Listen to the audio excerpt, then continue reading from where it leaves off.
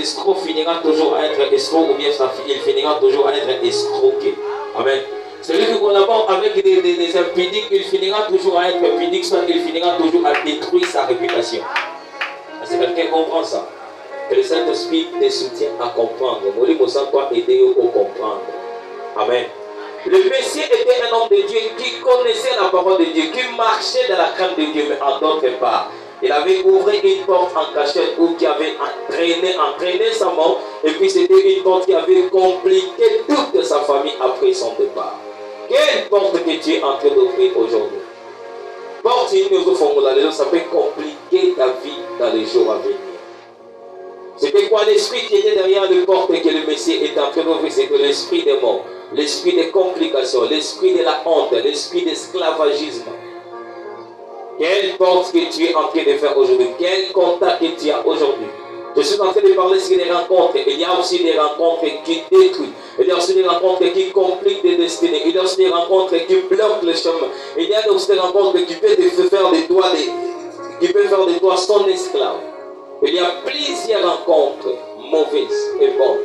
Choisis quelle rencontre que tu fais. Le Messie ne savait pas qu'après sa mort, ses enfants seront pris comme des esclaves. Peut-être que tu es en train de négocier quelque part quelque chose en cachette, mais est-ce que tu sais qu'après cela, qu'est-ce qui t'arrivera? Chaque fois que tu crées une relation, laisse-moi te dire que tu fais ouvrir la porte à un esprit, l'esprit qui peut commencer à te détruire, ou l'esprit qui peut commencer à te bénir. Le Messie de son côté avait ouvert la porte aux esprits de la dette, avait ouvert la porte aux esprits de la honte, l'esprit de l'esclavagisme.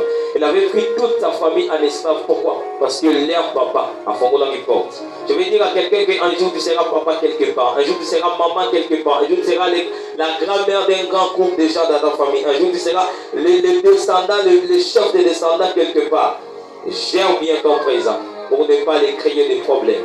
Gère bien ton présent. Les comptes que tu es en train de faire aujourd'hui, gère ça bien pour ne pas créer des problèmes.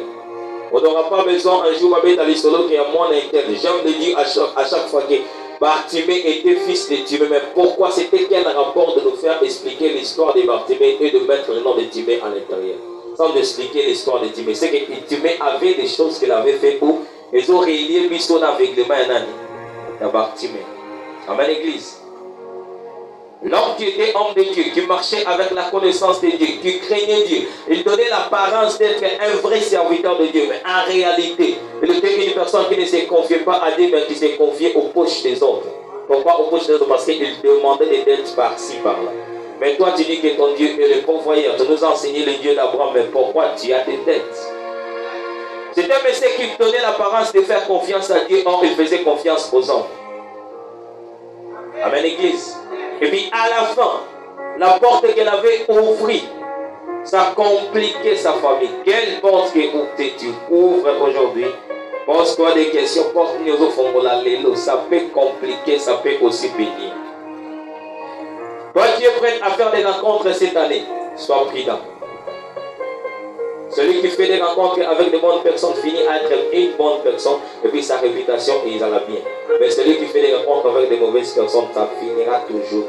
Sa réputation vous a toujours détruit, même si à battre il y a un ennemi. Je peux avancer.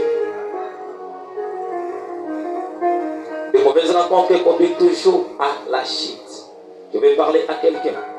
Les rencontres que tu fais aujourd'hui, il faut veiller sur toutes les rencontres que tu fais parce que les mauvaises rencontres, ça conduit toujours à la chute. Aujourd'hui, ça peut te bénir. Aujourd'hui, ça peut te visiter, ça peut t'honorer, mais avec les temps. Moi, j'aime le dire qu'on ne négocie jamais avec les diables. Parce que le diable ne donne rien gratuit. Dieu peut te donner quelque chose gratuit, mais le diable ne donne rien gratuit. Il peut te donner aujourd'hui, mais demain, il peut te récupérer plus que ce qu'il t'avait donné. Il peut récupérer tout. Le Dieu peut te donner l'argent, tu avais les caractères, tu avais le respect, tu avais ta personnalité, mais lui il t'a donné seulement l'argent. Mais les jours où il viendra pour récupérer, il prendra même ta personnalité, il prendra tes caractères, il peut prendre tout de toi et son argent. Il y a besoin de voir un qui est pas haut, qui est pas monté, on va voir mutu, on a d'abord à 3 minutes, on a 3 minutes, on va aller à Sani. On aura 3 minutes. Est-ce que quelqu'un comprend ça? Pour dire que le diable, quand tu négocies avec lui, même si tu fais semblant que je ne fais rien, j'utilise seulement son arrogance, j'utilise seulement le style pour être. Oui, tu utilises son style pour être. Mais laisse-moi te dire que quand il viendra pour récupérer, pour récolter, il prendra même ton intelligence, il prendra même ta beauté. Il n'oubliera que tu utilisais seulement son style, tu n'étais pas en train d'utiliser sa beauté. C'est pourquoi on regarde les gens qui ont passé leur temps, qui ont pris tellement dans la publicité.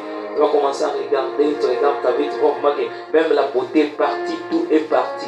Mais lui utilisait seulement les démarches du diable pour séduire. Mais comment est-ce que le diable est pour récupérer? Il a récupéré même sa beauté. Amen, Église. Je suis en train de parler à quelqu'un.